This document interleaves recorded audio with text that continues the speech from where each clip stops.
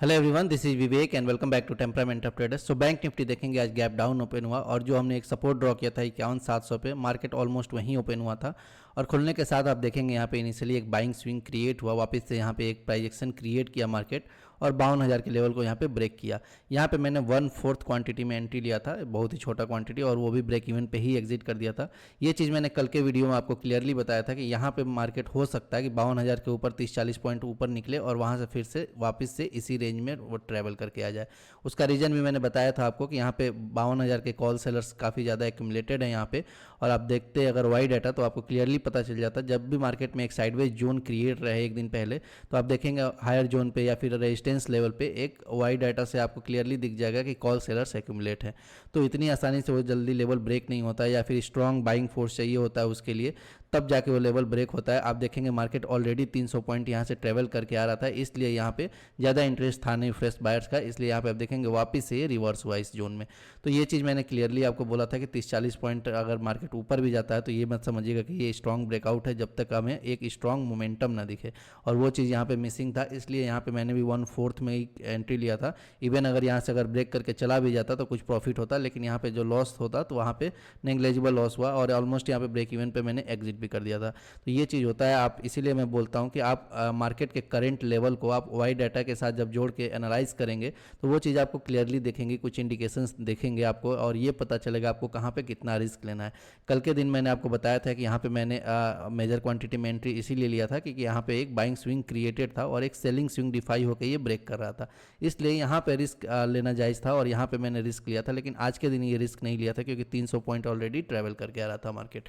तो ये काफ़ी इंपॉर्टेंट हो जाता है कि कैसे आप एनालाइज करते हो मार्केट को और सेम लेवल पे कैसे ट्रेड लेते हो नेक्स्ट कमिंग डेज में भी। अगर आप देखेंगे यहाँ पे मार्केट इसी जोन में बना हुआ है, तो आने वाले दिनों में जब ये मार्केट यहाँ ब्रेक करेगा तो बाइंग फोर्स से यहाँ पे लेवल ब्रेक कर रहा है, वो चीज़ जानना काफ़ी इंपॉर्टेंट हो जाएगा और वो एनालिसिस करना काफ़ी इंपॉर्टेंट रहता है।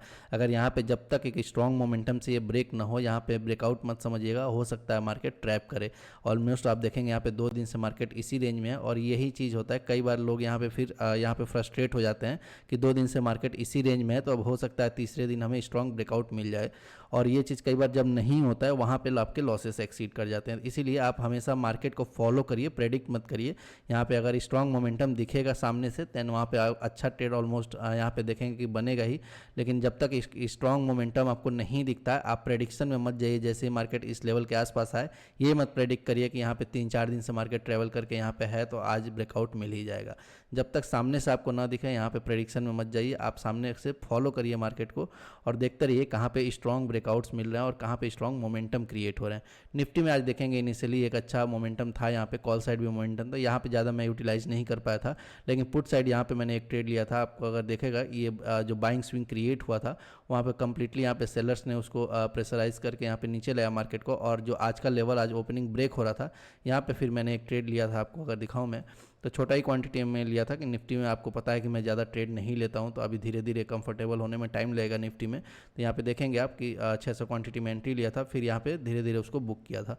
तो ये चीज़ होता है, अभी कहीं भी आप नए इंडेक्स में आप जाते हो ट्रेड करने, ज़्यादा अगर कंफर्टेबल नहीं हो तो आप बड़े टारगेट्स या फिर बड़ा रिस्क वहाँ पर नहीं ले पाते हो, तो धीरे धीरे उसको अडॉप्ट करना जरूरी है। आपको प्राइस का बिहेवियर भी नहीं ज़्यादा अच्छे से पता रहता है, कितना पॉइंट मूव होता है, कितना रिट्रेस होता है, फ्लक्चुएशंस कितना होता है, वो चीज़ धीरे धीरे जानना काफ़ी इंपॉर्टेंट है।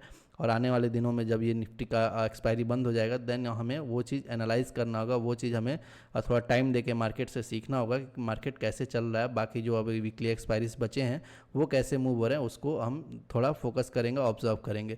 तो ये चीज़ हमारा प्लानिंग रहेगा, इसको हम डिटेल में भी डिस्कस करेंगे। लेकिन यहाँ पे आप देखेंगे निफ्टी में यहाँ पे एक अच्छा ब्रेकडाउन मिला था, जो भी यहाँ पे कॉल साइड पोजीशन बनाया था यहाँ पे उनको अपना एसएल लेना होगा, इसलिए यहाँ पे एक अच्छा मोमेंटम क्रिएट हुआ। वापस से आप देखेंगे यहाँ पे 24,900 के आसपास मार्केट यहाँ सपोर्ट लिया और धीरे धीरे मार्केट यहाँ ऊपर की तरफ प्रोसीड किया। यहाँ पे मैंने एक ट्रेड लिया था क्योंकि यहाँ पे आप देखेंगे 25,000 के लेवल पे वाई डाटा से आपको क्लियरली दिख जाएगा कि यहाँ पे बहुत सारे कॉल सेलर्स एक्यूमुलेट थे, और यहाँ पे जैसे ही मार्केट यहाँ पे सस्टेन होने लगा देन यहाँ पे मैं एक ट्रेड लिया क्योंकि यहाँ पे दिख रहा था कि साफ यहाँ पे अगर ये अनवाइंडिंग होता है तो हो सकता है एक छोटा सा मोमेंटम देखने को मिले। ज़्यादा एक्सपेक्टेशन नहीं था क्योंकि 25,100 के प्रीमियम पे भी कॉल सेलर्स एक्यूमुलेट थे। अगर आपको मैं वाई डाटा दिखाऊँ अगर निफ्टी का, तो ये चीज़ आपको क्लियरली दिख जाएगा कि 25,000 के लेवल पे भी थे कॉल सेलर्स और 25,100 के लेवल पे भी थे। 25,000 के लेवल पे देखेंगे थोड़ा सा अनवाइंडिंग हुआ था, इसके वजह से ये मूव आया था, वापस से फिर से ये रिवर्स हो गया था।